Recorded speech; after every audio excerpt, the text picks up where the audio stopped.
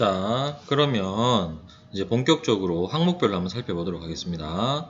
항목은 방금 여기서 확인했었죠. 인적, 학적, 출결, 수상, 자격증, 진로 희망, 창체, 교과학습 발달사항, 독서, 행동 특성입니다. 자, 인적, 학적 사항, 그 다음 출결 사항을 보겠습니다. 1, 2학년은 요게 합해져 있다. 기억하시고. 자, 인적 사항은 말 그대로 이름, 주민등록번호 정도. 그 다음 학적 사항은 본인의 출신 중학교, 그 다음 입학한 학교, 그 다음 전학에, 그 다음 뭐 기타 학적 변동 사항이 되어 있는 겁니다. 여기서 주목할 거 교육 환경 변화가 드러나고 있습니다. 교육 환경 변화, 예를 들어서 어디서 어디로 전학을 갔다, 잠시 쉬었다 등등에 대해서 이 교육 환경 혹은 본인의 여러 가지 환경에 대해서 어떻게 적응했고 그걸 만약 어려움이라면 어떻게 이겨냈는가 해서 다른 항목과 연계할 수 있다라는 거, 학적사항. 그 다음 출결사항입니다. 출결사항은 이제 뭐 수업 일수 등등의 근태사항이 기록되어 있는데 뭐 준법성, 성실성 너무 당연한 이야기죠. 학교에서 얼마나 열심히 학교에 열심히 다녔나, 그 다음 얼마나 땡땡이 치지 않고 열심히 잘 다녔나 이런 거. 그래서 이제 용어가 작년부터 무단 결석, 무단 조퇴 이런 단어가 미인정 결석, 미인정 조퇴 이렇게 바뀌었는데 이게 이제 좀 주의를 해야 됩니다. 특히 올해 같으면 이 담임선생님하고 사인이 좀 덜 맞아서 갑자기 뭐 교회 체험학습을 신청하겠다 이런 일들이 꽤 있는 것 같습니다. 갑자기 그러면 안 됩니다. 반드시 사전에 협의가 되어야 되고 거기에 대해서 담임선생님들께서 또 행정 처리해야 될 부분들이 있습니다. 그래서 이제 기일을 엄수하지 못해서 벌어질 수 있는 일들에 대해서는 학생에게 불리하지 않게 처리를 해주려고 해도 안 되는 경우가 가끔 있습니다. 그러니까 이렇게 이런 상황이 적히게 되면, 이런 이렇게 미인정이 되게 되면 되게 불리한 상황이 많아집니다.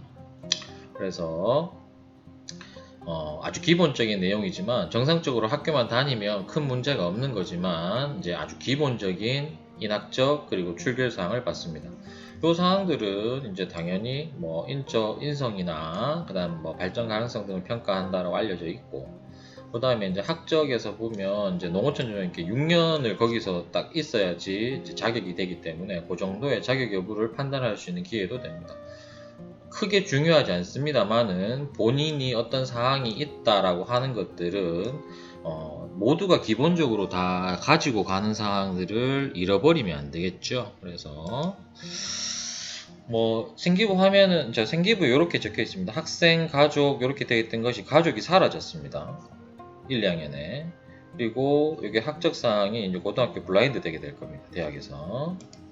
출결사항입니다. 방금 보셨던 이야기인데 여기 뭐 계획은 있으면 성실하다 꼭 그런 건 아닙니다만은 본인의 생활기록부에 미인정 모시기가 돼 있다라는 건 그때 당시에 교육 법령에 충실하지 않았다 정도가 되기 때문에 한번 생각해 볼 문제이지 않나 싶습니다. 이상 인적, 학적, 출결사항이었습니다. 그 다음 수상 경력입니다. 엄청 중요합니다. 교과 학습 발달 사항에서 파생되는 첫 번째라고 해도 괜찮겠습니다. 말이 틀리지 않습니다. 수상 경력 엄청 중요합니다. 교내에서 수상한 기록입니다. 생활기록부에 적히는 내용은 명칭, 등급, 수상 시기, 참가 대상 인원 등이 됩니다. 중요한 거 학기 초에 교육계획서 혹은 그 학교 알림이 학교 홈페이지 등등에 요게 딱 오픈이 됩니다. 요거에 의해서만 시상이 되어야 됩니다. 물론 뭐 빠뜨린 부분에 대해서 2학기가 시작되고 나서 30일 이내에 학교에 수상을 등록하고 뭐 대회를 실시해서 시상을 할 수 있겠습니다만은 대부분 학교에서 학년 초에 학교 교육계획에 의해서 모든 것이 만들어지니까 요거는 반드시 확인해야 되는 부분입니다.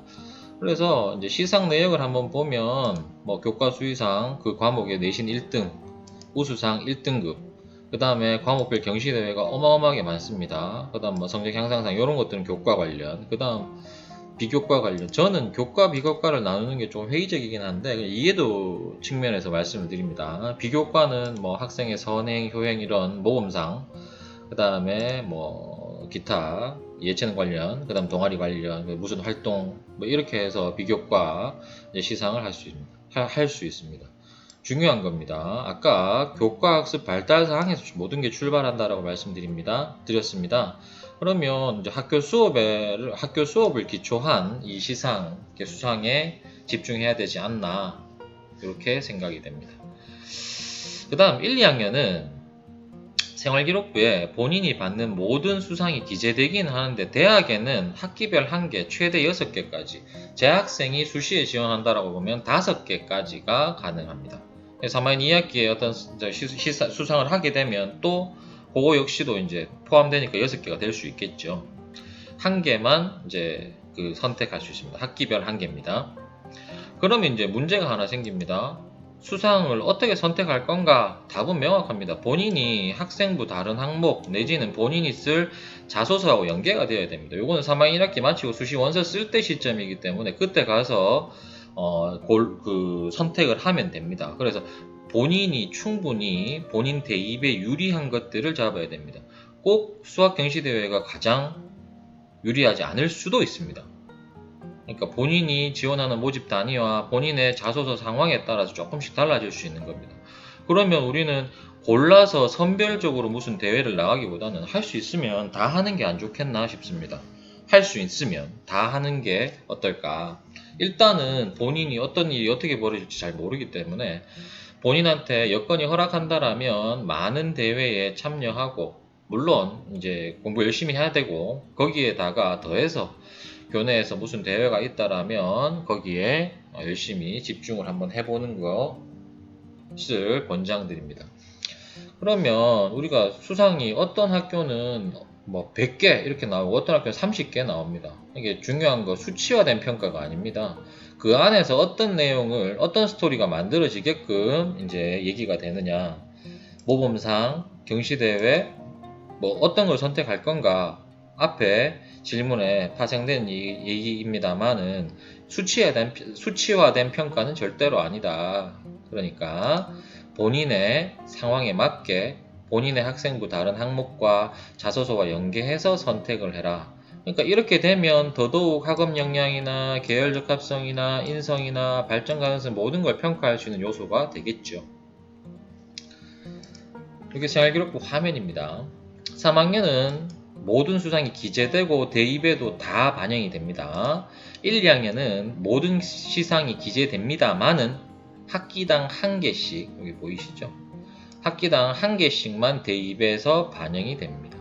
그래서 이거를 기계적으로 연관시키기가 예를 들어서 선행상의 경우에 인성을 드러낸다, 뭐 어떤 경시대회들이 학업 역량, 계열적 합성, 발전 가능성을 나타낸다고 1대1 매칭보다는 전체적인 맥락이다 라고 보시는 게